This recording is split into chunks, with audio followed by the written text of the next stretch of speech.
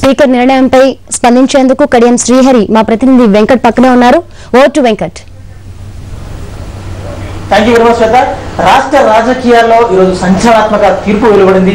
Assembly speaker Suresh Reddy ముగ్గురు తెరాసకు సంబంధించిన అసమ్మతి ఎమ్మెల్యేపై అనర్హత వేటు ప్రకటించారు. ఈ నిర్ణయంపై మనతో మాట్లాడేందుకు టీడీపీ సీనియర్ నేత కడియం శ్రీహరి మన మధ్య ఉన్నారు. ప్రస్తుతం మనం కడియం శ్రీహరి నివాసంలో ఉన్నాం. సార్ చెప్పండి సార్, ఈరోజు స్పీకర్ గారు కొద్దిసేపటితో ఒక నిర్ణయం కూడా ప్రకటించడం, నిర్ణయం మీ కామెంట్ ఏంటి? శాసనసభ స్పీకర్ గారు తెలంగాణ అసమ్మతి ఎమ్మెల్యేలకు సంబంధించిన అనర్హత కేసు విషయంలో చట్టం ప్రకారము అందరూ అనర్హులని ప్రకటిస్తూనే మరొక వైపు 6 ఎమ్మెల్యేల రాజీనామాలను ఆమోదిస్తూ 3 ఎమ్మెల్యేల పైన అనర్హత వేటు వేయడం సరైన నిర్ణయం కాదు, సరైన తీర్పు కాదనేది నా అభిప్రాయం. ఫిరాయింపుల చట్టంలో చాలా స్పష్టంగా పార్టీ ఆదేశాలను ధిక్కరించిన, పార్టీ విప్పును ధిక్కరించిన వారందరినీ కూడా అనర్హులుగా ప్రకటించాలని చెప్పిన ఆ ఫిరాయింపుల చట్టంలో మరింత స్పష్టత కావాలని స్పీకర్ గారు మాట్లాడడం కూడా చాలా శోచనీయంగా ఉంది. అంటే రాజీనామా చేయకపోవడంతో అనర్హత వేటు పడిందని కూడా అనిపిస్తుంది. వాస్తవంగా అనర్హత వేటుకు రాజీనామాలకు సంబంధం లేదు. 2.5 సంవత్సరాలుగా తెలంగాణ రాష్ట్ర సమితికి చెందిన కొంతమంది ఎమ్మెల్యేలు పార్టీ విప్పును ధిక్కరించి వ్యవహరిస్తున్నారు. వాళ్ళపై అనర్హత వేటు వేయాలని స్పీకర్ ముందు పిటిషన్ వేశారు.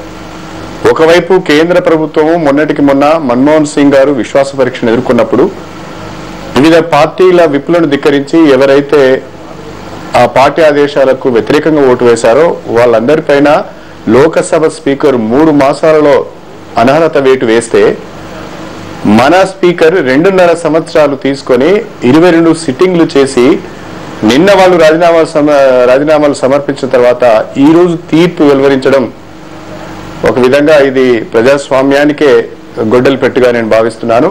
ఫిరాయింపుల చట్టానికి తూట్లు పుచ్చే విధంగానే ఈ తీర్పు ఉన్నది తప్ప ఫిరాయింపుల చట్టం యొక్క ట్రూ స్పిరిట్ లో ఈ తీర్పు లేదు అనేది నా అభిప్రాయం.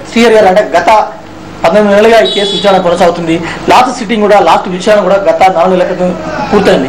4-5 నెలల నుంచి నిర్ణయం కూడా స్పీకర్ గారు పెండింగ్ లో పెడుతూ వస్తున్నారు. అంటే కేవలం వీరి కోసమే పెండింగ్ లో పెడుతున్న వాదం కూడా వినిపిస్తుంది. అంటే స్పీకర్ చర్య విమర్శలకు దారిస్తుందని మనం భావించవచ్చా?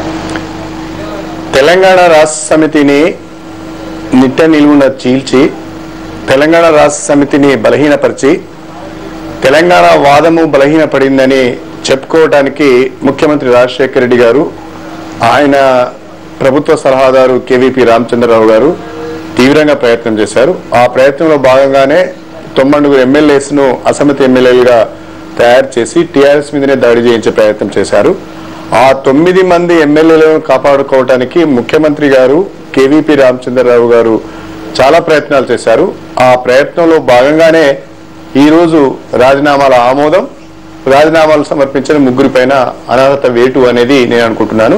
నిజంగా స్పీకర్ గారు చెప్పినట్టుగా చట్టం ప్రకారం అందరూ అనర్హులైతే వారందరినీ కూడా ఫిరాయింపుల చట్టం కింద అనర్హులుగా ప్రకటించడానికి ఏమి అడ్డు వచ్చిందని స్పీకర్ గారిని అడుగుతున్నాను. అంటే 22 సార్లు సిట్టింగ్ వేశారు. లిఖితపూర్వకంగా కూడా వారి ఒపీనియన్స్ కూడా స్పీకర్ గారు కలెక్ట్ చేయడం జరిగింది. అయితే నిన్న కేవలం టీఆర్ఎస్ రెబల్స్ కు అనుకూలంగా అనుకోవచ్చా, లేకపోతే వ్యతిరేకంగా అనుకోవచ్చా ఈ తీర్పు? రాజ్యాంగ విలువలకు, ఫిరాయింపుల చట్టం యొక్క స్పిరిట్ కు స్పీకర్ గారి తీర్పు వ్యతిరేకంగా ఉన్నదనేది నా అభిప్రాయం. ఇప్పుడు అది అసమ్మతి ఎమ్మెల్యేలకు వ్యతిరేకంగా ఉన్నదా, టీఆర్ఎస్ కు వ్యతిరేకంగా ఉన్నదనే వివరాల్లోకి నేను వెళ్ళదలుచుకోలేదు. రాజ్యాంగ విలువలకు, ప్రజాస్వామ్య విలువలకు, యాంటీ డిఫెక్షన్ లాకు వ్యతిరేకంగా ఈ తీర్పు ఉన్నది. ఆ యాంటీ డిఫెక్షన్ లాకు అనుగుణంగా స్పీకర్ గారు తీర్పు వెలువడలేదనేది నా అభిప్రాయం.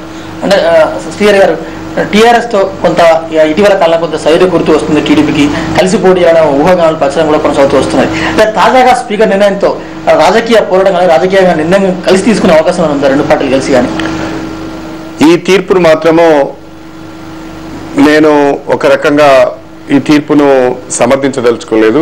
ఈ తీర్పు అసంపూర్తిగా ఉన్నది. యాంటీ డిఫెక్షన్ లా ప్రకారము ఈ తీర్పు వెలువడలేదు. దీనిపైన ఏం చేయాలన్నది పార్టీలో చర్చించి పార్టీ పరంగా ఒక నిర్ణయం తీసుకుంటా. నా స్పీకర్ పై నా తీర్పుపై ఏమాత్రం అగౌరవం నమ్మకం లేకపోయినా కూడా అవసరం కూడా నా మీద కూడా అవిశ్వాసం పెట్టొచ్చని కూడా స్పీకర్ కార్యక్రమానికి తేల్చడం జరిగింది. దీని పట్ల మీ కామెంట్ ఏంటి? స్పీకర్ గారు మీద అవిశ్వాస తీర్మానం పెట్టడము, ఆయన తీర్పు చట్టబద్ధంగా ఉందా, ప్రజామోదంగా ఉందా, ప్రజాస్వామ్య విలువలు కట్టుబడి ఉందా లేదా అనేది ఆయన అంతరాత్మకు తెలుసు. స్పీకర్ తీర్పును ఆధారంగా చేసుకుని అవిశ్వాస తీర్మానం పెట్టడం అనేది సరి అయింది కాదు అనేది నా అభిప్రాయం. అయినా మా పార్టీలో ఈ తీర్పు పైన వివరంగా చర్చించుకొని తదుపరి కార్యక్రమాన్ని రూపొందించుకుంటాం.